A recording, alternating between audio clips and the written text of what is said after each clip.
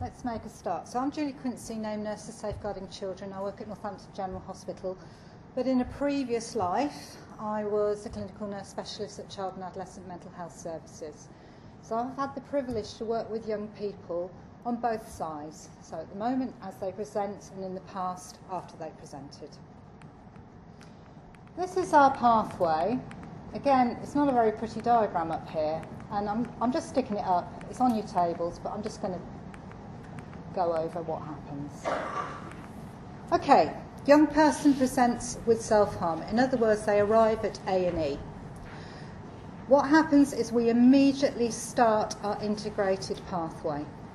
The young person, if they're over 16, can choose to be nursed on an adult ward, but they still follow the self-harm pathway for children and young people. It's a booklet. In that, the medical people can write in the medical bit, the nurses can write in their bit, and the child and adolescent mental health workers write in their bit, and so on and so forth. So it's all in one booklet. And if we have a young person who's coming in again and again, we get a wad of booklets, but we can actually start to see what the trends are for that young person. So it's really, really good. It's all in one place. So they come in and they need to be medically stabilised. We follow the NICE guidelines, and we follow them to the T, as David mentioned earlier on, which means the young person into A&E, straight up to a ward as quickly as possible. We don't want them hanging around in A&E. It's not a nice place to be, especially when it's busy. Straight up to the ward, and then they are medically stabilised. Okay?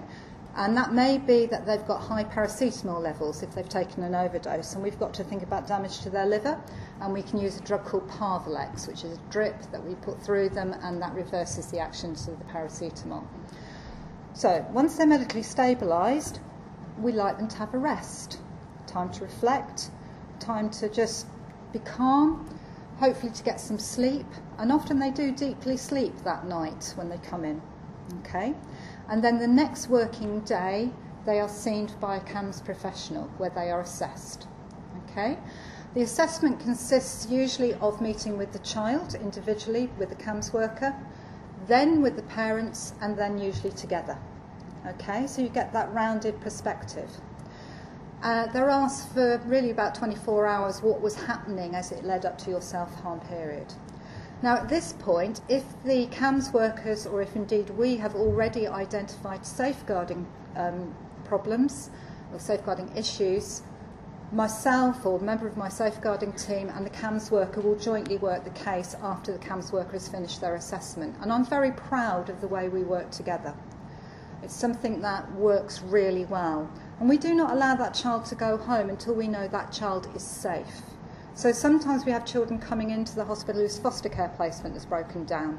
We're not going to turf them out on the streets. We're going to make sure they've got somewhere to go to, and we're doing that in partnership with our social work colleagues. So that gives you a bit of a flavour of how it works, how the pathway works. I'm going to now tell you about 3 young people who I had the privilege to work with. These are real cases. We have anonymised a lot of the information so that it's not identifiable, but these are real cases that have happened in the last year.